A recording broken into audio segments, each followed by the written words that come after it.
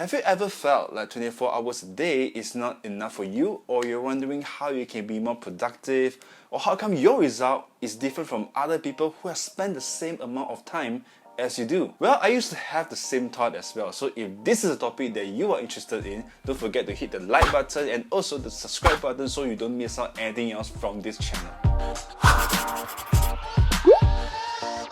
What's up YouTube, it's Josh here, welcome to today's video. I can't believe that my last vlog was a year ago. Well, because I've been working on some of the project recently that's coming out soon, so make sure you stay tuned on this channel and also follow me on Instagram to get the latest updates. And if you are new to this channel, welcome. I usually do music covers and lifestyle vlog over here. Welcome to Jurassic Park. So on today's video, I'm going to share with you how I stopped complaining about not having enough time. You see, we all have 24 hours and it's a fair game, God gave it to us, so there's no reason for us to complain. For those who know me personally, they know that my schedule is always very tight and I don't sleep more than 5 hours a day. Well, you can say that I'm passionate about the things that I do, like time flies when you do the things that you love. I used to hate it, or I don't quite understand why people are asking me to stop working or ask me to go rest, because I felt that it's kind of a negative mentality. You should encourage me to work instead of asking me to stop. Somebody stop me! But after doing that for 4 to 5 years non-stop, I just realized how bad my health, my body, the condition, it just get worse and it's not in a very good shape because of overworking, lack of sleep, lack of exercise. And I think one of the biggest reasons why all this happened is because I don't plan my days well. And after all those experiences and lessons learned, I learned and I believe that there's no such thing as time management. Like, you can't really manage time because it just goes on by itself. But you can manage your tasks, and this is what I call the task management. You can manage your task, like what comes first, what is your priority, what is important or what is urgent. And once you manage your task well, you will get this thing called work-life balance. And with that, you will definitely feel more productive. So without further ado, let me show you 2 tips that I've learned from the past 2 years that helped me to gain back the work-life balance and also stop complaining about not having enough time. Number 1. Always plan ahead and take control. If you don't plan ahead or take control on your day, you will let other things to fill in and take control over it. So always plan your days or weeks ahead. For me, I like to get the big picture, so I usually go by year and month, like what is a big goal or the long-term goal, and then I'll go into detail what I want to do in that particular few weeks, and then I'll go into days, so what I want to do in each day of that week. So with this, I can make sure that everything that I do is heading towards the same direction. And I know sometimes 1 year is like too long-term for some of us, so in this video, I will take week as an example. Now first, get yourself a piece of paper and write down everything that you want to do on that week. Do it now.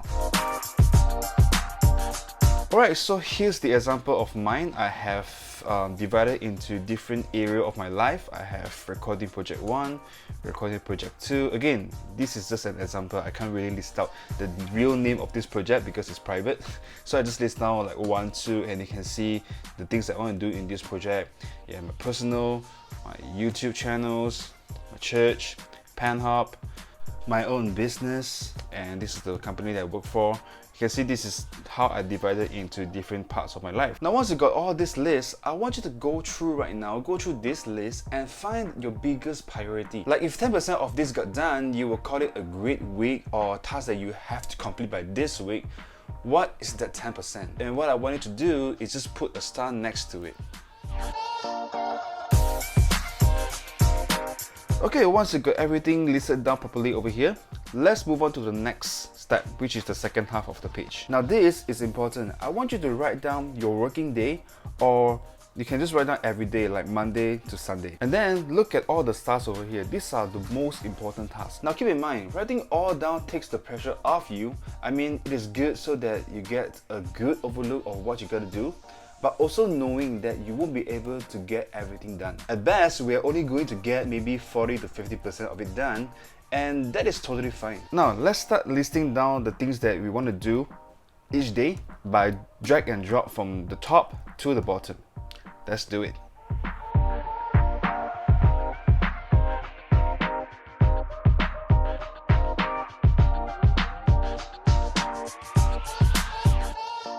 Alright, so here's the rough example that I can give to you. Now again, the reason you listen out the top part is because you get to see everything that you need to do, and the reason you do this is to choose what's going to be productive and not just busy. You know, there's a difference between being productive and being busy. So your goal is to get things done. Now, like for example over here, if everything else fails, what is that one thing you need to do to have a productive day? And that is the thing. So let's say today I get this done, the track 6 vocal recording. If I do this, if I get it done, boom, mission accomplished. And Tuesday, if I get training video done, boom, mission accomplished. Then so on and so forth. And of course, once you've done your main task, you have all those secondary tasks.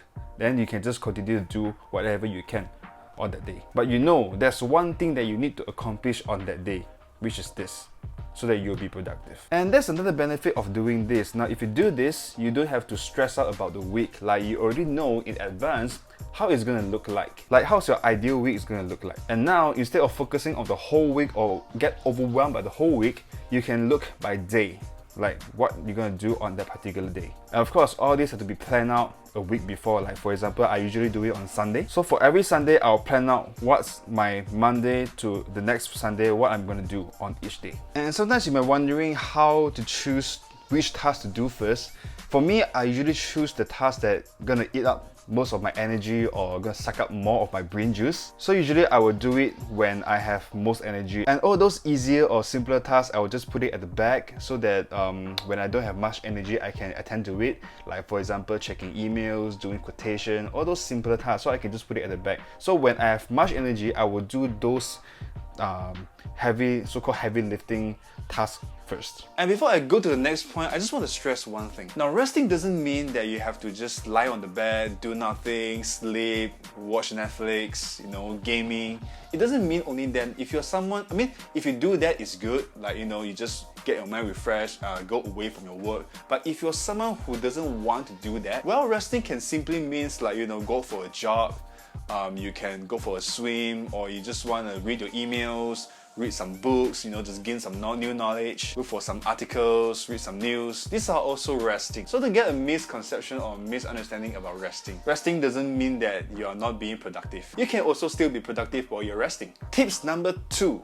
Learn to say no. Well, I used to say yes to almost everything that comes along my way. Almost every request that I have received, I would say yes. And from what I understand, most of the people do this most of the time is because they're afraid of what people think about them. They want to be helpful, which is nothing wrong. But when you're too mindful of what people think about you or how people might judge you, and because of that you say yes to almost everything and you get yourself overwhelmed, that's not good. Now imagine this, you have been saying so many yeses to get to where you are right now. Like you have been saying yes to overtime work, you've been saying yes to missing out your family gathering, your friends gathering, food that you love, or the concert that you wish you could go, favorite sports. You've been saying yes to getting a higher education, to get yourself more equipped. So see, there's so many things that you have been saying yeses to get to where you are right now, to achieve your dream. And still, people are coming to you because they know you are the person who will always say yes to them. And they might coming in with different kind of support requests, like for example, emotional support, financial support, or ask you to give them a ride. And what I'm trying to say here is that you need to set boundaries. Learn to say no so that you can make a massive impact for you yourself, for your dreams,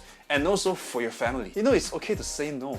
Oh my No! I still remember the first time when I learned how to say no, I literally upset a lot of people. But after a few months practicing of this, I realized that I get a lot of things done. And I get to spend more time with my family and the things that matters to me. So remember, learn to say no. Of course, when you're rejecting requests, reject politely with a reason, so that people can understand your situation and it's fair enough. And I think one of the great tips that I can give to you while you are saying no is that you can ask, like for example, if someone gives you a request, asks you to do something, one question that you can ask is that, who else can do it? Like imagine you have so many things on your plate already, you cannot fill in more requests. So what you can do is that you can link that person to another person that can help them to do this thing. So with that, you are not only just rejecting their request, you will also giving them a solution.